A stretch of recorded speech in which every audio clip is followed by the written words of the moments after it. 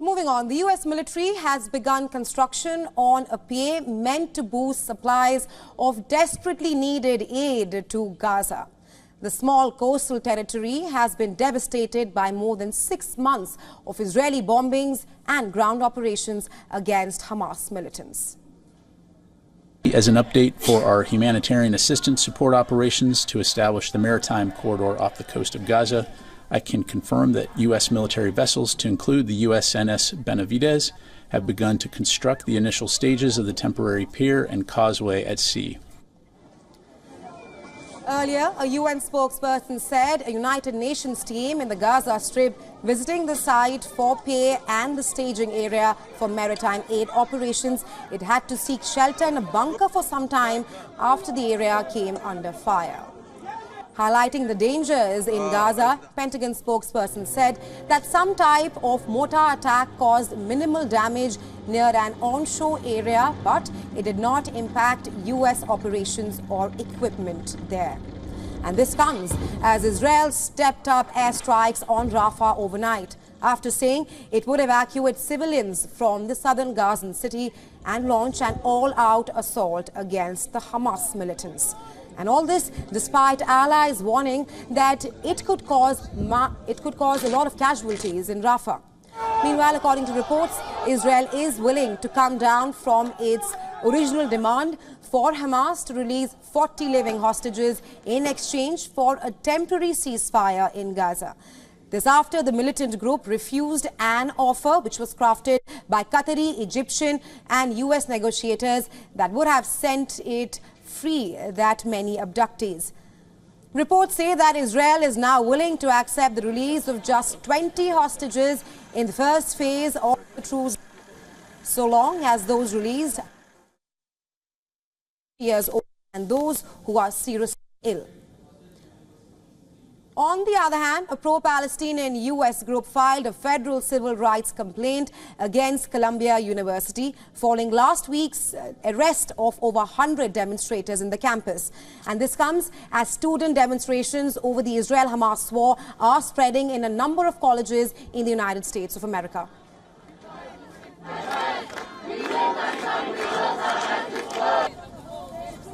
Gotta get rid of the whole damn system. Gotta get rid of the whole damn system.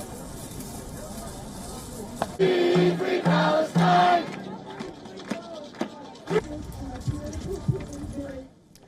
Now, demonstrations on many campuses have been orchestrated by a coalition of student groups.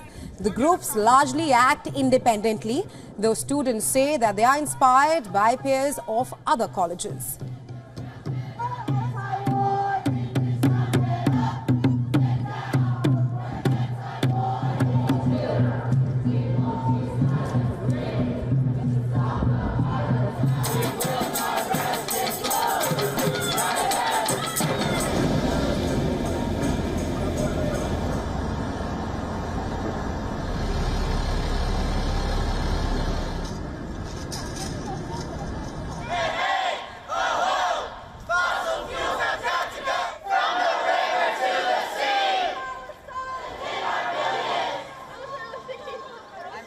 Justice in Palestine, and I just wanted graves in hospitals with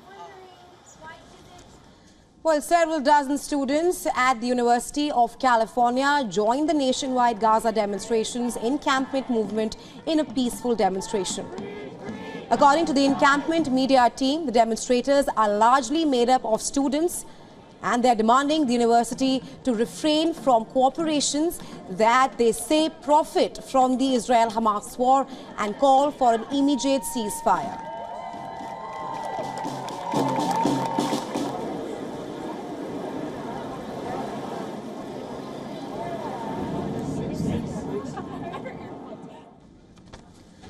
The University of Texas campus saw peaceful demonstrations. University officials pulled back the campus barricades and allowed another demonstration involving students and some faculty of the main square underneath the school's iconic clock tower.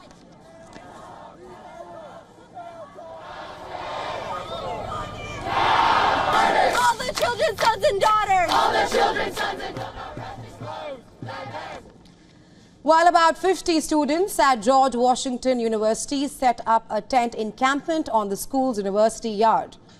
Harvard University in Cambridge locked most gates into its famous Harvard yard to prepare for any demonstrations which may emerge.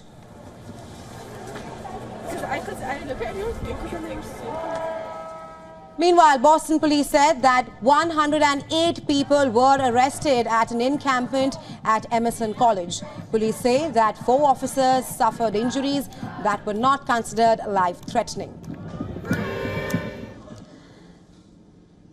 Other colleges to see encampments were Northwestern University, Yale and many more.